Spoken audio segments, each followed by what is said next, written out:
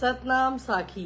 जय श्री झूलेलाल। सिंधी समाचार राजस्थान में तव्हांजो स्वागत आहे। अॼु पाण ॻाल्हि कंदासीं त कृष्ण जन्माष्टमी जी असां संपूर्ण जानकारी पहिरें वीडियो में तव्हांखे ॾिनी आहे त अॼु कृष्ण जे जन्म खां पाण छा ऐं केतिरो न कुझु सिखी सघूं था, केतिरो कुझु पाण जीवन में उहो अपनाए सघूं था, परिवर्तन करे सघूं था। अचो त पाण गॾिजी जन्माष्टमी ते कृष्ण जे जीवन ते कुझु उन्हनि जे जीवन जूं लीलाऊं ॻाल्हियूं सम्झूं ऐं जीवन ते चर्चा करूं। पाण जीवन में कम कंदा आहियूं या पाण खे जीवन जेको जिते बि पाण जन्म वरितो आहे, कॾहिं पाण दोस्तनि खे, कॾहिं पाण घर वारनि खे, हालात खे, दोस्तनि खे, समाज खे, परिवार खे ॾोह ॾींदा आहियूं कि असां हिन वजह सां जीवन में ही न करे पायासीं, असांखे दोस्त सही न मिलिया, असांखे परिवार सही न मिलियो। कृष्ण जे जीवन खे तव्हां ॾिसंदा, उनखे परिवार कीअं हो, कहिड़े हालात में हू पैदा थिया। श्री कृष्ण जो जन्म जेॾीमहिल थियो हू किथे हुआ? जेल में। उन वक़्तु घनघोर बारिश पई पई। उन वक़्तु उनजे पिता साहिब उनखे कीअं वठी विया, हू माहौल, हू बारिश जो समय कीअं हो? सामान्य हो? न। केतिरी तकलीफ़ुनि खां मां देवकी पंहिंजी 8 संतान पैदा कई। कीअं हू जेके उन्हनि खे पालण वारी चईंदा आहिनि न माता हुई, उनजी मां सगी हुई, पर उन में का कमी न रखी, उनखे शिक्षा दीक्षा में कमी न रखी, पर उहा छा उनजी माता पेट जी हुई।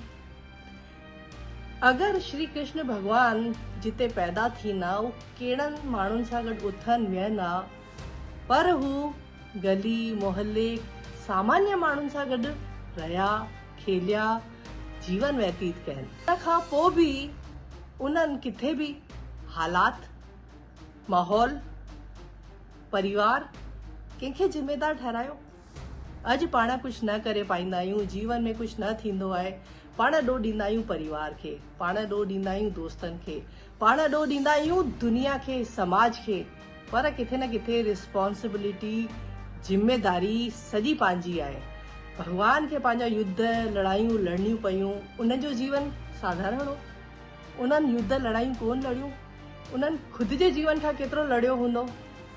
पाण खे हेतिरो सभु कुझु मिले थो, पर त बि पाण ॾोह कंहिंखे था ॾियूं?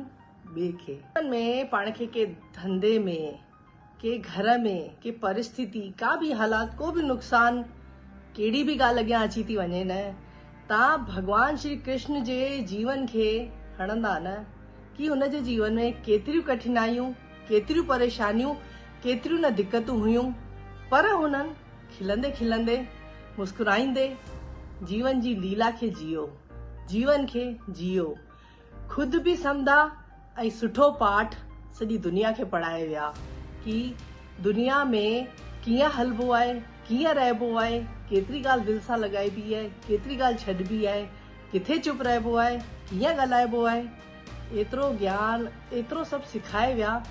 उन्हनि जा हालात बि सुठा अहिड़ा कान हुआ, पर हुननि जीवन खे ॼातो, जीवन खे सम्झो।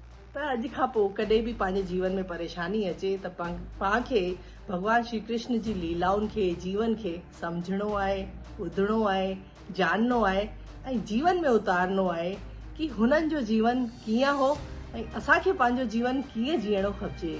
त अचो पाण गॾिजी भगवान श्री कृष्ण जो जनम ॾींहुं मल्हायूं, उनजी लीलाउनि खे ॿुधूं, मंदिर हलूं, घुमूं, नचूं, टिपूं, जीवन खे उत्सव जीअं मल्हायूं, जीअं भगवान श्री कृष्ण पंहिंजे जीवन खे उत्सव करे मञंदा हुआ, जीअंदा हुआ। सतनाम साखी। जय श्री झूलेलाल। जन्माष्टमी जी तव्हांखे लख लख करोड़ करोड़